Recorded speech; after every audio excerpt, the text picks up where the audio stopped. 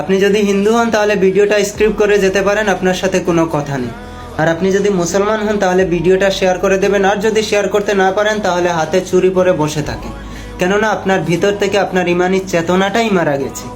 এই কুত্তার বাচ্চাটা আমাদের বাংলাদেশের, এর আমাদেরই 95% মুসলমানের দেশের ভিতরে আমাদের পবিত্র আল কোরআনকে পায়ের নিচে রেখে অপমান করছে, অবমাননা করছে। আর এটা দেখার পরেও যদি আপনার রক্ত গরম না হয় তাহলে আপনি কোনো মুসলমানই নয়। তোর জন্য একটা কথা বলে, কুত্তার বাচ্চা, তোর মরণের ঘন্টাটা বেজে গেছে। এই কথাটা মাথায় রাখিস, আমরা মুসলমান, আমাদেরকে যদি কেউ চুরি দিয়েও মারে আমরা সেটা মাফ করে দিই, কিন্তু আমাদের কোরআন, আমাদের নবী, আমাদের আল্লাহকে নিয়ে কেউ যদি কটূক্তি করে, ওর বেঁচে থাকার অধিকারটাই আমরা কেড়ে নিই।